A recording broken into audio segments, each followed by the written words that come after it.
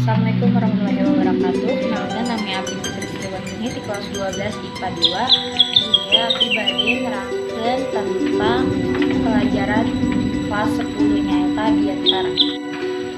Biantara nyaeta nepikan carita atau kedalan dihareupeun jalma loba anu disusun secara marana turapi. Dina bahasa Indonesia mah biantara teh disebutna pidato. Biantara oge nepikeun hiji perkara anu sifatna monologis, ukur direspon ku ugeud, kitu, keprok, jeung pasuna. Tujuan dilaksanakeunna biantara nyaeta hangge informatif atau mere informasi pamahaman ka jalma rea, persuasif atau mengajak jalma rek ngalakukeun. Aya dua jenis biantara, nyaeta biantara resmi sareng biantara resmi. Biantara resmi ditepikeun dina susunan resmi seperti jiga upacara. Biantara resmi biasana naskahna disusun secara ditulis jeung dibacakeun. Jadi aya oge biantara resmi anu ditepikeun teu bari disusun. Sedangkeun biantara resmi nyaeta biantara anu ngabandingan biantara bisa ngarespon ku unggah, keprok, seri, mere komentar. Jadi kadang dina biantara resmi bisa kejadian anu komunikatif dua arah.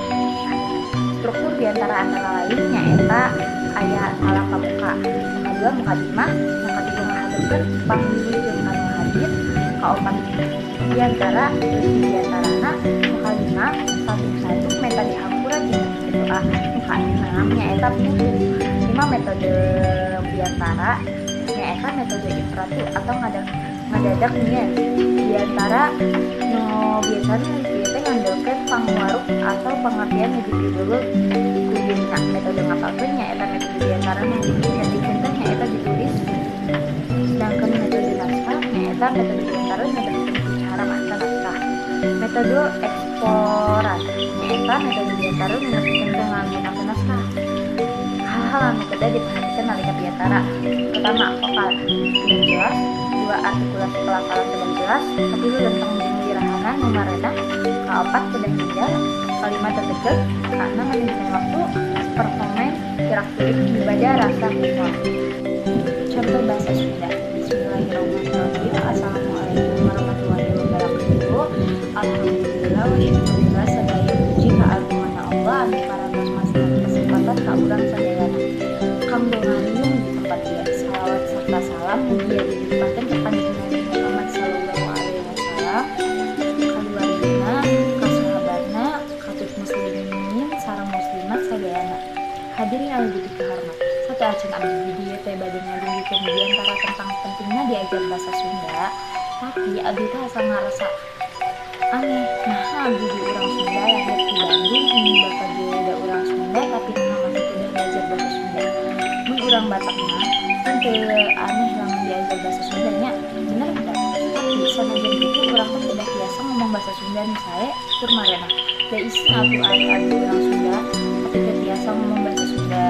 Usai ari abdi ge harus acan lancar ngomong bahasa Sunda. Makana di SD tapi ka ayeuna teu bosan diajar bahasa Sunda. Makanya orang terdetik diajar bahasa Sunda. Tok saumpul di sekolah ngumpul di kita diajar bahasa Sunda, meh pancereun bahasa Sundana kining sarana. Pancereun bahasa Sunda di abdi pas SMP lumayan aktif. Pas 90 abdi pada nyoba pinter bahasa Sunda sangkirang abdi teh asli can lancar ngomong bahasa Sunda. Hari ulangan mah salarasna teh hese asa nempel ngapalkeunna. Pasti biasa. Cenah urang banggakeun orang tua nusa bangsa jeung agama. Tapi hari teu aya usaha sareng mah sareng jeung bohongnya. Makanya dulu belajar bahasa Sunda mah biasa ngabanggakeun orang tua nusa bangsa jeung agama. Hadirin ya, sakitu wae diantara di abdi hati nuhun kasadayana anu tos kersang.